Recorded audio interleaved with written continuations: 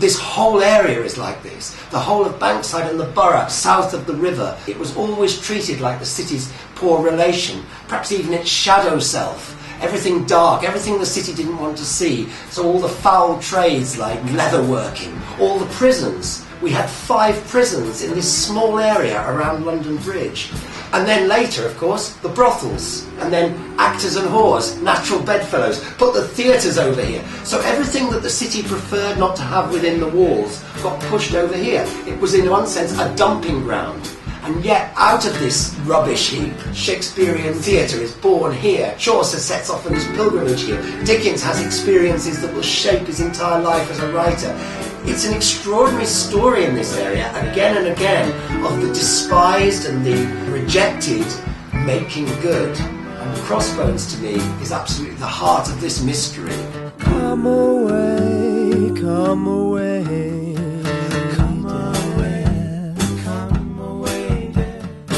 And inside Cyprus let me be. Come away, come away. Fly away, breath. I am slain by a fair cruel. Come away, death. Come away, death. Come away, death.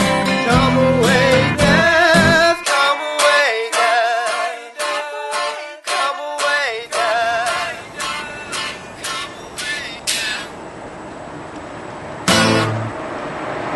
Let us begin.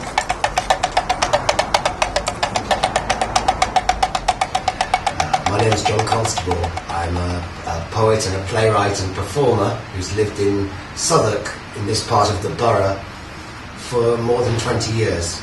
And the last 10 years, my work has been dominated by the history of this place, which is the oldest part of London. And Martha tamed it tenderly, according to O'Reilly, in the yard of George's hostelry. In particular, I was interested by the history of this whole area of Bankside, around the Liberty of the Clink, which was originally within the authority of the Bishop of Winchester in 1107. And prostitution, the world's oldest profession, was very well established here. In 1161 AD, they passed a series of ordinances under which the women who worked in the stews, or brothels, were licensed by the Bishop of Winchester. And so these prostitutes became known as the Winchester Geese. There are references to them in several Shakespeare plays. And in fact, to be bitten by the Winchester Geese was a euphemism for catching a sexually transmitted disease. So many of you know the story of Crossbones as well as I do. But because we probably have a few newcomers, I'm going to very briefly explain something about the history of this site. This is a medieval graveyard. It was originally a graveyard for prostitutes. And these were not any old streetwalkers. These were prostitutes licensed by the church in Southwark for more than 500 years. The first reference to this graveyard is by the Tudor historian John Stowe, around 1600. Stowe refers to this as the single women's burial ground, a euphemism for prostitutes, of course. These single women were forbidden the rites of the church so long as they continued that sinful life, and were excluded from Christian burial. As having died in mortal sin, might not be laid the church within. And therefore there was a plot of ground appointed for them far from the parish church. It was closed down in the 1850s. It was described as being completely overcharged with dead. And it slept peacefully for the best part of 150 years until in the 1990s, during work on the Jubilee Line extension, there's their electricity substation. As soon as they broke the surface, the Museum of London archaeologists found bones and skulls. And they had a brief time to remove 148 skeletons from that site. They estimated that was 1% of the total burials here. In other words, there are 15,000 burials here by their estimate. It's one of the largest graveyards in London. This graveyard had been so forgotten that it was referred to by the council as just vacant lot or derelict land. There was no references in any literature I could find apart from those very obscure references in the 17th and 19th centuries to an actual graveyard there.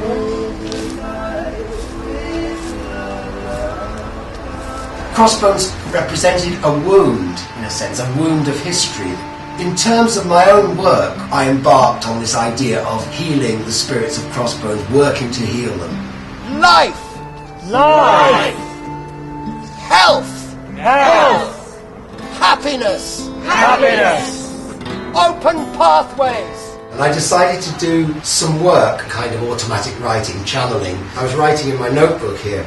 I had thoughts that in a sense were not my own, that led me places I didn't know where I was going. I sometimes say I prepared the ground. I didn't know who was about to come and occupy it. And this was this other spirit, the goose, a Winchester goose. From the moment she appeared, she had her own voice, her own personality, her own character. In the theatre, we talk of a character having a hinterland, a backstory. I was born a goose and summoned by the grace of Mary Overy, whose mission gives me license to sing within her liberty. I then wrote the bulk of the Book of the Goose, or it was written in me, I like to say. And I am one wherein thought and veil of sacred history. Many people who are not of a more spiritual or mystical persuasion have often said to me, well, this is obviously part of your mind that is behaving in an autonomous way. And for me, it seems simplest to accept it. And the goose's idea was very much that the spirits can't move on until they've been remembered. The goose! The goose! The goose!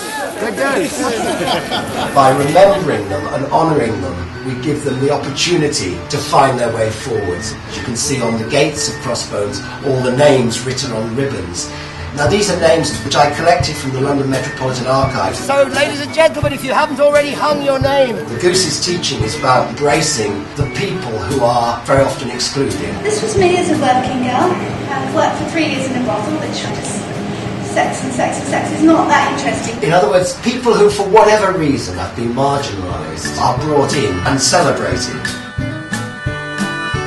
The Friends of Crossbones is an entirely informal group. We meet regularly to refresh the shrine. Partly it's just tidying up, cleaning rubbish and stuff. and remember our ritual begins with each of us just moving around the graveyard and starting to tidy up. We work with what is there. In fact, everything you see at that site is generally what one would call recycled material. We like people to bring something of themselves, something personal. While we're picking up the rubbish, tune in to what is here. You'll find one thing you are going to pick up as a totem. And that thing would form part of the shrine.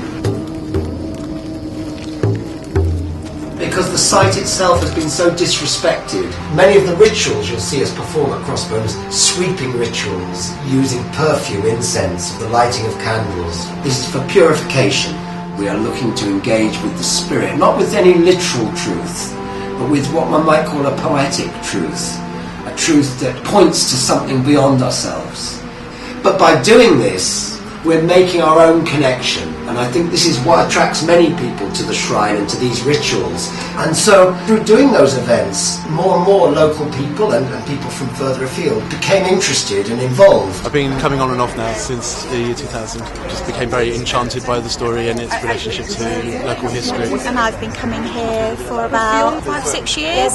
I think it's an amazing place. I was really pleased that there were people who were remembering what is the oldest profession. I've been coming to Crossbones since 2005. I think it's really important, especially on the South Bank right now with all the redevelopment, that we remember the people who lived here in the past. A local resident found out that there were plans to develop the site, and we contributed in terms of making it very clear that to us it was regarded as sacred ground. And so it seemed to me that we were going to need some more creative way of engaging the developers.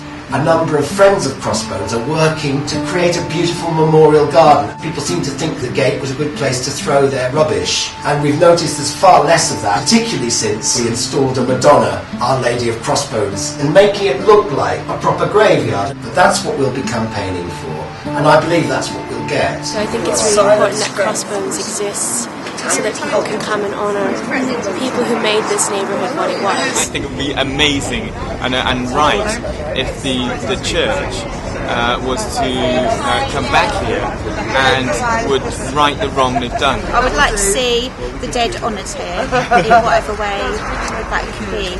Crossbones is a great place to look through those gates and see beyond the desolation, this extraordinary beauty, and that is the key symbol of this whole area in that sense. And this is why I claim that Crossbones is the true heart of Bankside and the borough.